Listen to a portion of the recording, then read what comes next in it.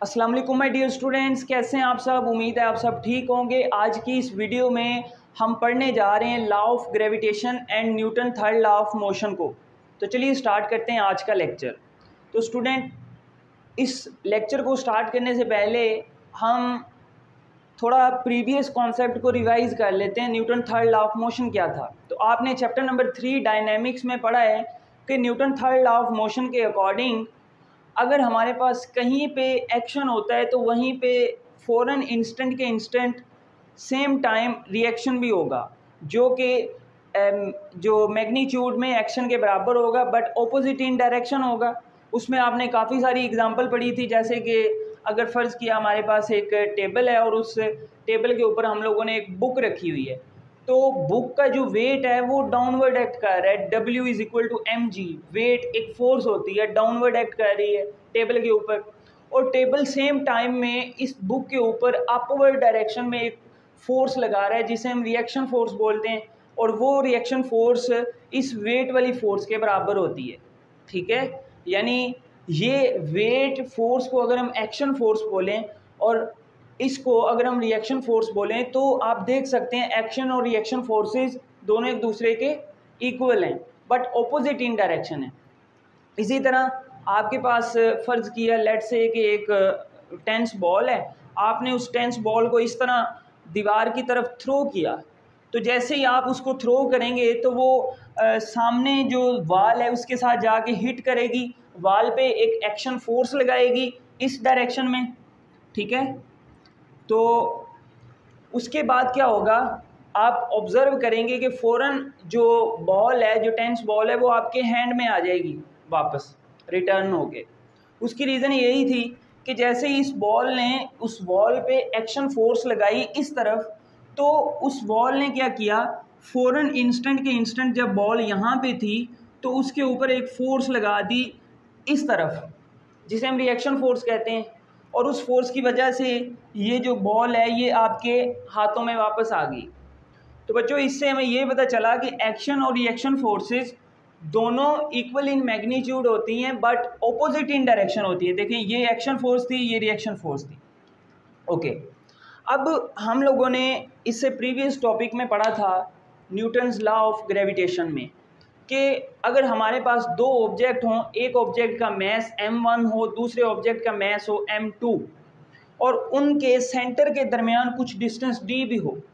Okay, तो ये वाला मैस इस मैस को अपनी तरफ अट्रैक्ट करेगा एक फोर्स के साथ, फोर्स ऑफ अट्रैक्शन के साथ, जिसे हमने फोर्स ऑफ ग्रेविटेशन या ग्रेविटेशनल फोर्स भी बोला था। बच्चों, अगर हम इस मैस m1 की ये जो फोर्स लग रही है m2 के ऊपर, उस तरफ ये वाली फोर्स -F, इसको एक्शन फोर्स लें, तो फिर सेम टाइम ये मैस m2 भी उस मैस के ऊपर एक फोर्स लगाएगा इस तरफ, जिसको मैंने F के साथ शो किया हुआ है, ये वाली फोर्स।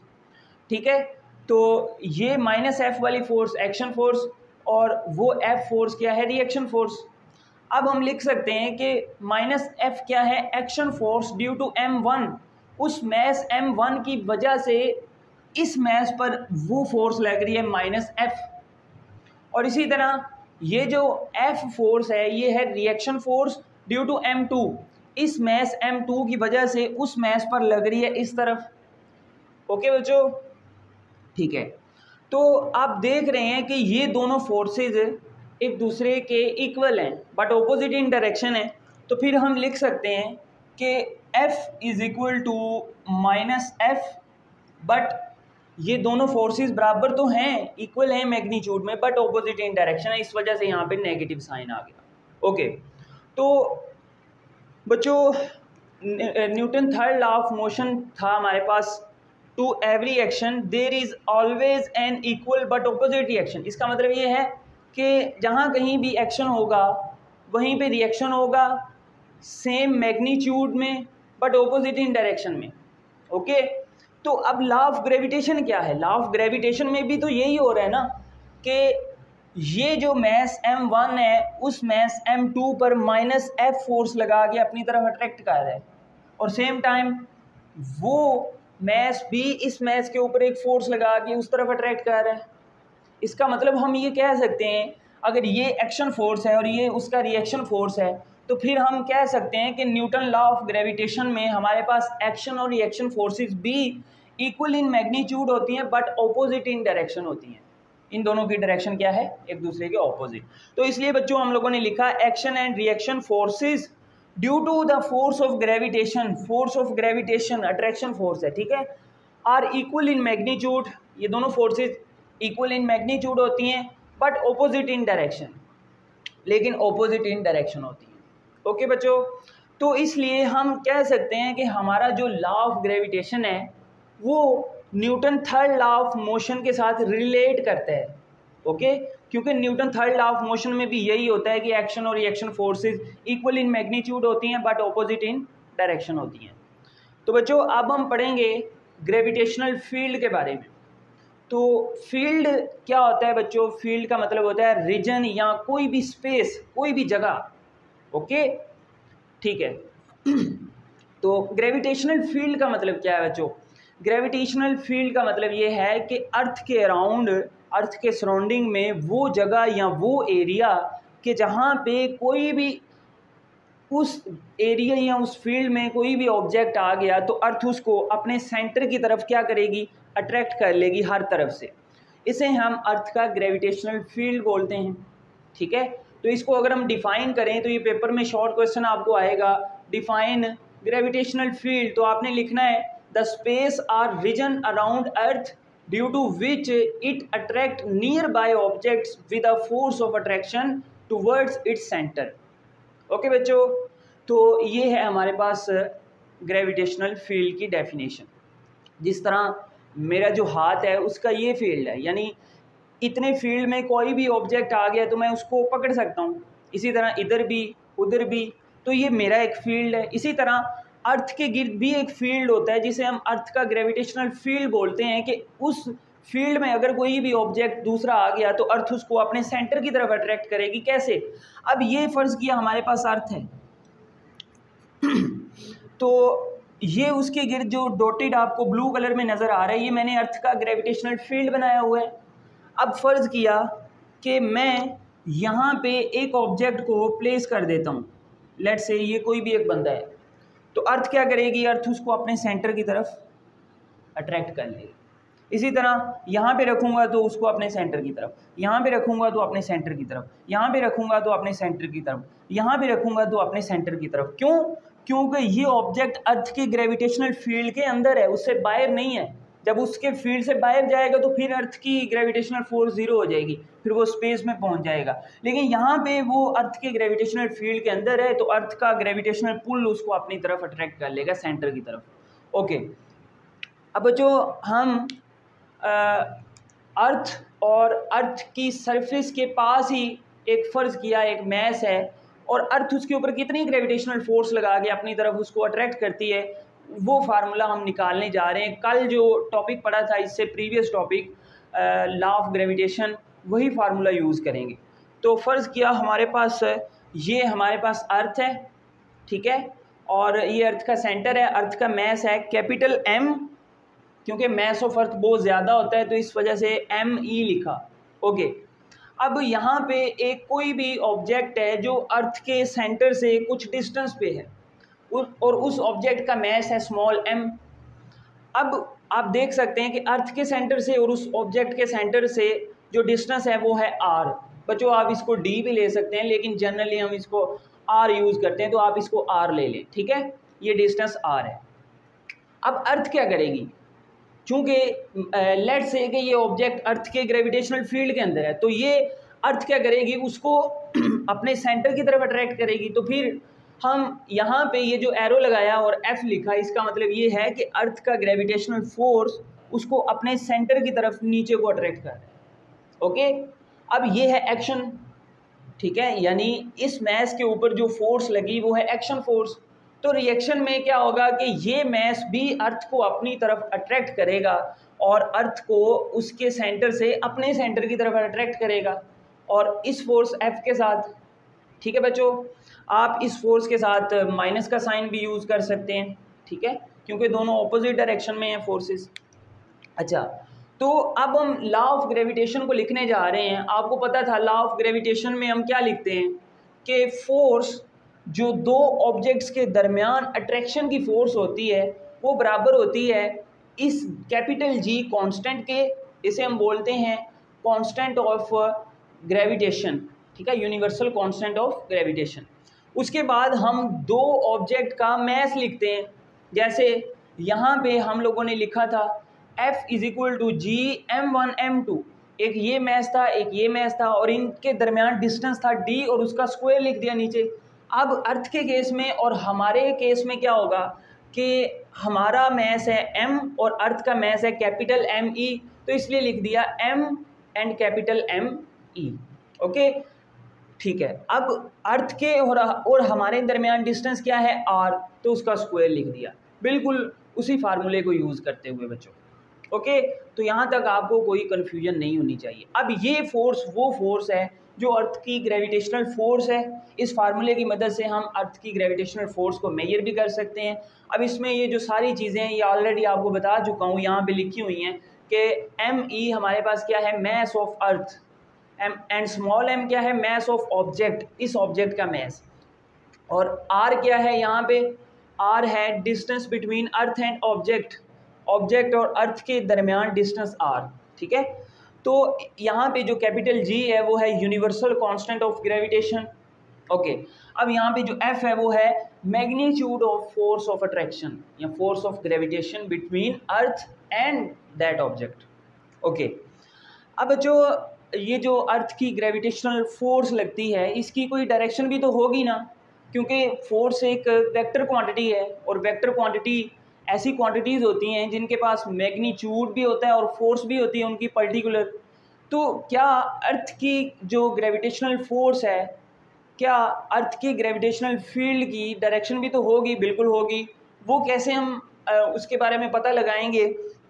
तो उसके लिए हम क्या करेंगे, हम अर्थ के गिर्द एक फील्ड बनाएंगे इस तरह से, ठीक है। ये अर्थ और ये डॉटेड जो आपको ब्लू कलर में नज़र आ रहा है ये अर्थ के गिर्द उसका ग्रेविटेशनल फील्ड है।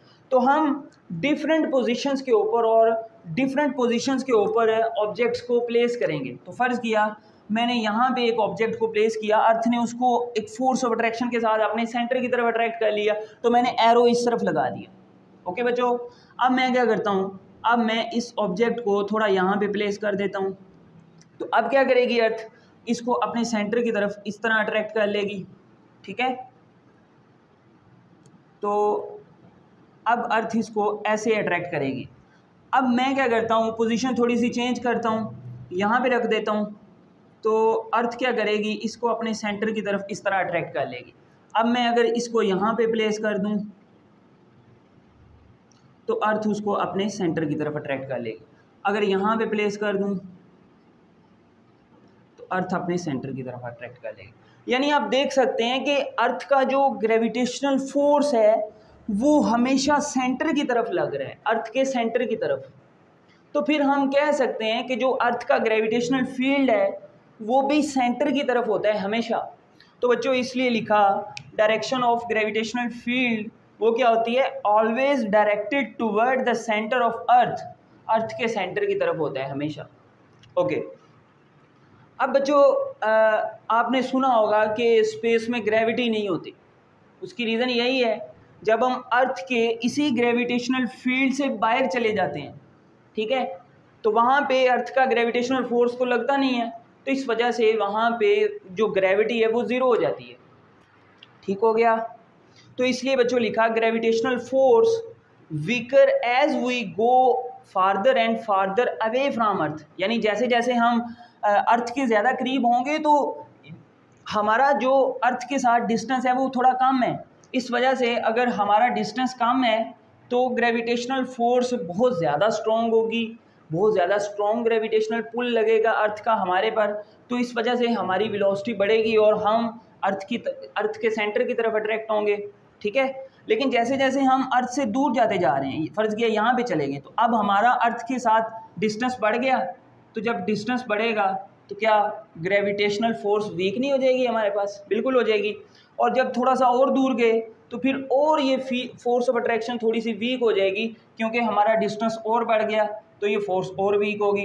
अब हम इस ग्रेविटेशनल फील्ड से एक ऐसे सर्टेन डिस्टेंस पे चले जाएं कि इस अर्थ के ग्रेविटेशनल फील्ड से ही बाहर चले जाएं, तो फिर क्या होगा, हम इस अर्थ से काफ़ी लार्ज डिस्टेंस पे होंगे। तो बहुत ज़्यादा लार्ज डिस्टेंस पे अर्थ का जो ग्रेविटेशनल फोर्स है वो इतना सफिशेंट नहीं होगा कि हमें अपने सेंटर की तरफ अट्रैक्ट कर सके। तो फिर इस वजह से हम अर्थ पे फिर वापस नहीं आ पाएंगे, फिर हम स्पेस में चले जाएंगे और वहाँ पे ग्रेविटी ज़ीरो हो जाएगी, क्योंकि ग्रेविटेशनल फोर्स अर्थ का ज़ीरो हो गया है, हम अर्थ के ग्रेविटेशनल फील्ड से बाहर जा चुके हैं। ओके बच्चों, अब आपने यहाँ पर एक बात नोट करनी है, वो ये कि weight of a body is due to gravitational force. आपने मैस और वेट के बारे में तो फ़र्क पड़ा होगा कि वेट एक ऐसी फोर्स होती है जो डाउनवर्ड एक्ट करती है किसी भी बॉडी की, ठीक है। तो ये जो वेट होता है किसी भी ऑब्जेक्ट का, वो ग्रेविटेशनल फोर्स की वजह से ही होता है, ठीक है। वेट होता क्या है, वो होता है W = mg, ठीक है। अगर ग्रेविटेशनल फोर्स नहीं होगा तो फिर ग्रेविटी भी नहीं होगी, इसका मतलब ग्रेविटी हो जाएगी ज़ीरो। तो जब ग्रेविटी ज़ीरो हो जाएगी तो आप g की जगह पे ज़ीरो पुट करेंगे तो आपका वेट भी क्या हो जाएगा, ज़ीरो, ठीक है। इसका मतलब ये है कि ग्रेविटी का फैक्टर होना ज़रूरी है। ग्रेविटी होगी तो ग्रेविटेशनल फोर्स होगा अर्थ का, ग्रेविटेशनल फोर्स होगा तो जी की कुछ वैल्यू मिलेगी, जब जी की कुछ वैल्यू मिलेगी तो आपका कुछ ना कुछ वेट होगा। इसी वजह से तो कहते हैं कि जो ऑब्जेक्ट स्पेस में चले जाते हैं, अर्थ के ग्रेविटेशनल फील्ड से बाहर चले जाते हैं, वहाँ पे तो जी की वैल्यू होती है ज़ीरो, तो फिर उनका वेट ज़ीरो फील होता है उन्हें, और वो जो वहाँ पे स्पेस होती है उसमें फ्लोट करते रहते हैं, ऐसे तैरते रहते हैं, ठीक हो गया। इसी वजह से कि वहाँ पे ग्रेविटेशनल फोर्स ही नहीं होता और जी की वैल्यू ज़ीरो होने की वजह से उनका वेट ही ज़ीरो हो जाता है। जब उनका वेट ही ज़ीरो हो जाता है फिर वो किसी और ऑब्जेक्ट की तरफ अट्रैक्ट नहीं होते और उस स्पेस में ऐसे ऐसे फ्लोट करते रहते हैं। तो बच्चों आप लोगों ने ये सीख लिया कि जो ग्रेविटेशनल फील्ड है उसकी अट्रैक्शन होती है टुवर्ड द सेंटर ऑफ अर्थ। तो इस वजह से मैंने ये अर्थ को बनाया, उसका सेंटर, और इन एरोज़ को मैंने क्या किया, मैंने इस तरह बाहर लिख दिया कि ये जो एरोज़ हैं ये मुझे बता रहे हैं ग्रेविटेशनल फील्ड की डायरेक्शन, जो कि क्या है, सेंटर की तरफ है, ठीक है। तो इसलिए बच्चों लिखा gravitational field around the earth is toward its centre, ठीक है। यहाँ तक कोई कन्फ्यूजन नहीं होनी चाहिए बच्चों आपको कि अर्थ का जो ग्रेविटेशनल फील्ड है वो हमेशा उसके सेंटर की तरफ एक्ट करता है और उसकी डायरेक्शन होती है टूवर्ड द सेंटर ऑफ अर्थ। अब बच्चों ये जो ग्रेविटेशनल फोर्स है ना, इसको हम नॉन कॉन्टैक्टिंग फोर्स भी बोलते हैं, नॉन कॉन्टैक्ट फोर्स। अब इसका क्या मतलब है, तो देखें, कॉन्टैक्ट का मतलब होता है राबता, राबते में रहना, ठीक है। आपने अक्सर ऑब्जर्व किया होगा जब आप किसी ऑब्जेक्ट को ऊपर की तरफ थ्रो करते हैं तो उसकी वेलोसिटी डिक्रीज़ होती है, और जब वो ऑब्जेक्ट डाउनवर्ड मोशन करता हुआ नीचे आता है तो उसकी वेलोसिटी कंपैरेटिवली बढ़ जाती है। उसकी रीज़न क्या होती है बच्चों, उसकी रीज़न यही होती है कि जब वो ऑब्जेक्ट ऊपर जा रहा होता है तो अर्थ उसको अपनी तरफ अट्रैक्ट कर रही होती है। जब अर्थ उसको, लेट से ये ऑब्जेक्ट ऊपर को जा रहा है, अर्थ तो नीचे को फोर्स लगा के अट्रैक्ट कर रही है, इस वजह से अब इस ऑब्जेक्ट की वेलोसिटी या इसकी स्पीड कम हो जाएगी, क्योंकि इसके ऊपर पीछे से एक फोर्स लग रही है जो कि इसको आगे नहीं जाने दे रही, बट ये फिर भी जा रहा है, लेकिन अब इसकी स्पीड कम हो जाएगी। ओके, तो इसलिए लिखा बच्चों speed of upward moving objects decreases, क्योंकि अर्थ का ग्रेविटेशनल पुल हमेशा डाउनवर्ड एक्ट कर रहा होता है अर्थ के सेंटर की तरफ। इस वजह से जो अपवर्ड मूविंग ऑब्जेक्ट्स हैं, ठीक है, उनकी वेलोसिटी या उनकी स्पीड कम होती है। ओके, इसी तरह speed of downward moving objects increases, क्योंकि अर्थ का ग्रेविटेशनल फील्ड, अब फर्ज किया ये एक ऑब्जेक्ट है, ये अर्थ के नीचे को आ रहा है, तो जब ये नीचे को आएगा अर्थ का ग्रेविटेशनल पुल भी तो सेंटर की तरफ ही है ना, नीचे को, तो फिर ये भी नीचे को मूव कर रहा है, पीछे से इसके ऊपर फोर्स भी नीचे को लग रही है, तो इसकी तो क्या इस ऑब्जेक्ट की वेलोसिटी बढ़ेगी नहीं, बिल्कुल बढ़ेगी। तो इस वजह से बच्चों हमने लिखा speed of downward moving objects always increases, क्योंकि अर्थ का ग्रेविटेशनल पुल नीचे को डाउनवर्ड लग रहा है, ठीक है। पुल का मतलब होता है पुल का मतलब क्या होता है बच्चों? पुश और पुल में फ़र्क है। पुश का मतलब क्या होता है? धक्का देना, और पुल का मतलब होता है खींचना।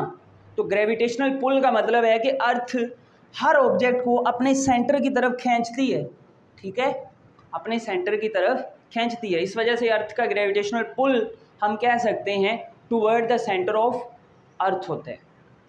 ओके बच्चों, अब अर्थ एक नॉन कॉन्टैक्ट फोर्स है। नॉन कॉन्टैक्ट फोर्स का मतलब अगर कोई ऑब्जेक्ट नीचे को फॉल कर रहा है अर्थ के ऊपर, ठीक है, जैसे अगर कोई ऑब्जेक्ट अर्थ की तरफ जा रहा है तो वो अर्थ के कांटेक्ट में है, अगर वो अर्थ से दूर जा रहा है तो वो अर्थ के कांटेक्ट में नहीं है। लेकिन आप देख रहे हैं कि ये जो अर्थ का ग्रेविटेशनल फोर्स है, कोई ऑब्जेक्ट नीचे से ऊपर जाए या ऊपर से नीचे अर्थ की सेंटर की तरफ आए, अर्थ की फोर्स तो दोनों केसेस में लग रही है। जब ये ऊपर जा रहा था फिर भी अर्थ इसको नीचे को अट्रैक्ट कर रही थी, इसकी स्पीड को कम कर रही थी इस ऑब्जेक्ट की। जब ये नीचे को आ रहा था फिर भी अर्थ की ग्रेविटेशनल फोर्स नीचे को लग रही थी, ठीक है। तो फिर इसलिए हम कह सकते हैं कि कोई ऑब्जेक्ट अर्थ के कांटेक्ट में हो या ना हो, दोनों केसेस में अर्थ का ग्रेविटेशनल फोर्स लगेगा और वो लगेगा टुवर्ड द सेंटर ऑफ अर्थ। तो बच्चों यहाँ तक कोई कंफ्यूजन नहीं होनी चाहिए आपको, ठीक है। अब हम पढ़ेंगे तो इसलिए लिखा बच्चों ग्रेविटेशनल पुल ऑफ अर्थ, ठीक है, ये हमेशा सेंटर की तरफ होता है। अब हम पढ़ेंगे ग्रेविटेशनल फील्ड स्ट्रेंथ क्या होती है। स्ट्रेंथ का मतलब होता है ताकत, ठीक है। तो ग्रेविटेशनल अगर हमने किसी यूनिट मास को अर्थ के ग्रेविटेशनल फील्ड के अंदर कहीं पर रखा हुआ है, ठीक है, तो अर्थ क्या करेगी, उसको अपने सेंटर की तरफ अट्रैक्ट करेगी उस यूनिट मास को। तो जितनी फोर्स उसके ऊपर लगाएगी यूनिट मास के ऊपर, यूनिट मास का मतलब बच्चों वो मास आप 1 kg भी ले सकते हैं, ठीक है, यूनिट का मतलब होता है 1, तो यूनिट मास का मतलब 1 kg मास। फर्ज किया ये मास है 1 kg, तो अर्थ इसको अपने सेंटर की तरफ अट्रैक्ट करेगी ये फोर्स लगा के, ठीक है। तो जितनी फोर्स लगाएगी इस यूनिट मास के ऊपर उस फोर्स को हम बोलेंगे ग्रेविटेशनल फील्ड स्ट्रेंथ। तो इसलिए लिखा the gravitational force per unit mass, पर का मतलब बटे में हम लिखेंगे इस मास को, यूनिट मास को, यानी ओवर में, is called the gravitational field strength of the earth. तो ये अर्थ का ग्रेविटेशनल फील्ड स्ट्रेंथ होता है, बट कंडीशन वही है कि अर्थ के ग्रेविटेशनल फील्ड के अंदर होना चाहिए आपको, ठीक है। ओके, तो अब इसकी वैल्यू कितनी होती है, यानी अर्थ कितनी फोर्स के साथ हमें अपनी तरफ अट्रैक्ट करती है, ये डिपेंड करता है बच्चों मास के ऊपर। अगर यूनिट मास है तो फिर अर्थ उसको 1 न्यूटन फोर्स के साथ अपनी तरफ अट्रैक्ट करेगी, ठीक है। ओके, तो इसलिए लिखा बच्चों at any place its value is equal to the value of g, यानी किसी भी जगह आप चले जाएं अर्थ का जो ग्रेविटेशनल फील्ड स्ट्रेंथ है उसकी वैल्यू आपको जी की वैल्यू के बराबर मिलेगी, ग्रेविटेशनल एक्सेलरेशन, जिसको आप पढ़ के आ चुके हैं चैप्टर नंबर 2 में, लास्ट टॉपिक में, जी इज इक्वल टू 10 मीटर पर सेकेंड स्क्वायर। अब हम ग्रेविटेशनल फील्ड स्ट्रेंथ की वैल्यू निकालना चाहते हैं, ये कितनी है, तो लिखा ग्रेविटेशनल फील्ड स्ट्रेंथ चूँकि होता है gravitational force per unit mass, पर का मतलब ओवर में लिखेंगे यूनिट मास को, ऊपर लिख देंगे ग्रेविटेशनल फोर्स, तो इसलिए लिखा gravitational force divided by per unit mass. Okay बच्चों, अब ग्रेविटेशनल फोर्स, ये तो फोर्स है एक तरह की, फोर्स ऑफ अट्रैक्शन है, तो फोर्स का यूनिट क्या होता है, न्यूटन, तो इसलिए हम यहाँ पे न्यूटन लिख देंगे, और नीचे यूनिट मास, मास का स्टैंडर्ड यूनिट होता है केजी, तो यहाँ पे लिखेंगे नीचे केजी, वो केजी अपॉन में है, ऊपर जाके बन जाएगा पर केजी। तो इसलिए ग्रेविटेशनल फील्ड स्ट्रेंथ का यूनिट क्या आया हमारे पास, वो आया न्यूटन पर केजी। अब यहाँ पे 10 क्यों लगा, क्योंकि देखें ग्रेविटेशनल एक्सेलरेशन होता है जी इज इक्वल टू 10। अब देखें न्यूटन ने ये कहा था, आपने बच्चों 3rd चैप्टर में पढ़ा था, अगर हमारे पास मास हो 1 kg, ठीक है, और उस मास पर अगर फोर्स लगे पीछे से और वो फोर्स उसको मूव कराए in the direction of force और उस ऑब्जेक्ट में एक्सेलरेशन प्रोड्यूस करे 1 मीटर पर सेकेंड स्क्वायर का, तो इसका मतलब फिर उस ऑब्जेक्ट के ऊपर लगने वाली फोर्स क्या थी, 1 न्यूटन थी हमारे पास। इसका मतलब तो फिर ये हुआ कि किसी यूनिट मास में, यानी 1 kg मास में अगर 1 मीटर पर सेकेंड स्क्वायर का एक्सेलरेशन प्रोड्यूस हो रहा है तो फिर उसके ऊपर लगने वाली फोर्स क्या है, 1 न्यूटन।